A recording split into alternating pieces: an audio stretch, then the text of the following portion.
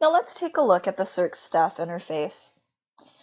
Most of what you're going to be doing on the CIRC staff side is going to be contained within the staff dashboard.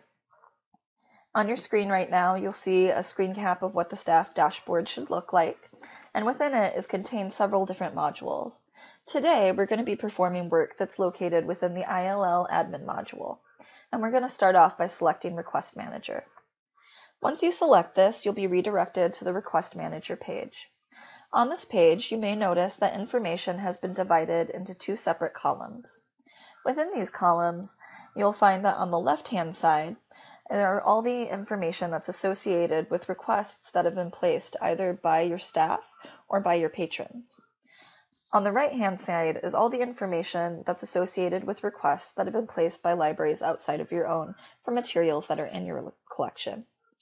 You may also notice that there is a difference in the types of text that are displayed on these pages.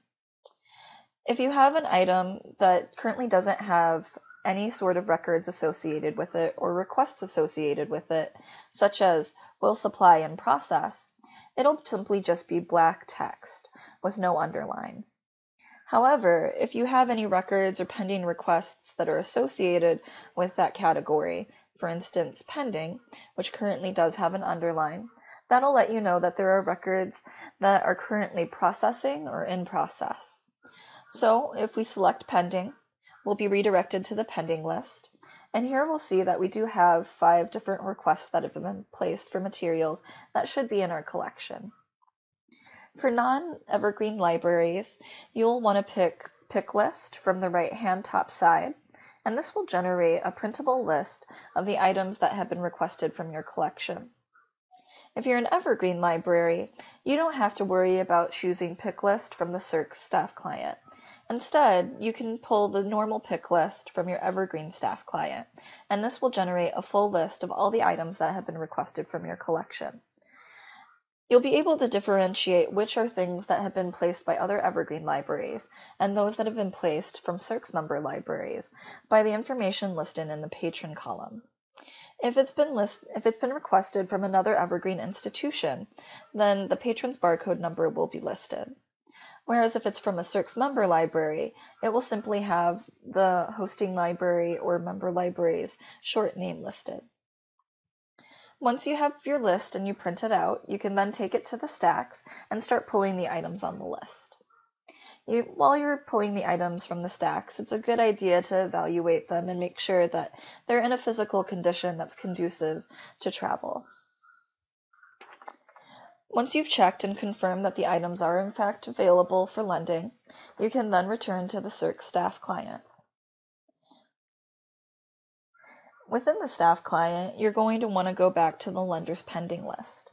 And within here is where you're going to update the information to let the requesting library know whether the item's been filled, processing, shipped.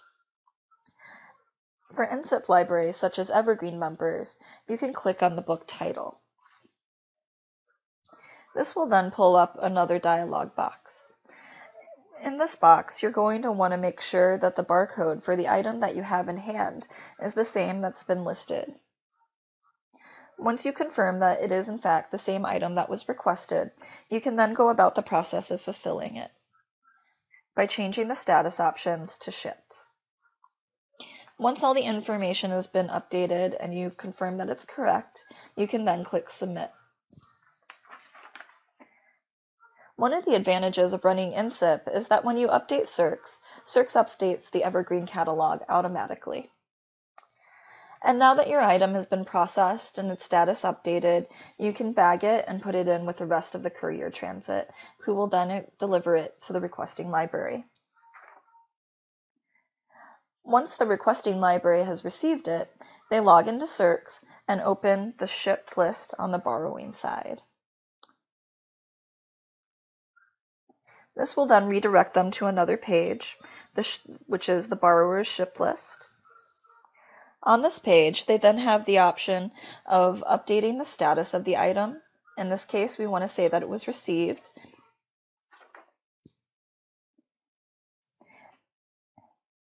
And then they want to go back to the staff dashboard and use Maintain Bookstrap to print off a bookstrap. That contains all the information you need about this book, and you should affix it to the cover. Once it's been finished processing, you now have the ability to then process it like you normally would for a hold at your library and place it on the hold shelf. The patron will then be contacted automatically, if you're an NCIP library, to let them know that their hold is available for pickup. When the patron comes in to pick it up, simply go to your integrated library system like you normally would do for a checkout. When the patron comes in to pick it up, call up the CIRC system and start the checkout process like you normally would for a patron. Once you've entered their barcode information and pulled up their account, you can then enter the transaction number, and you'll be given a screen that pops up that asks you to override a checkout failure. Select Yes, and process the transaction like you normally would for a checkout.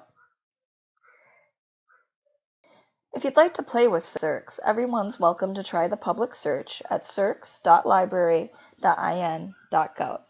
And if you have any additional information or requests for assistance from the Indiana State Library, please use the contact information located on this slide.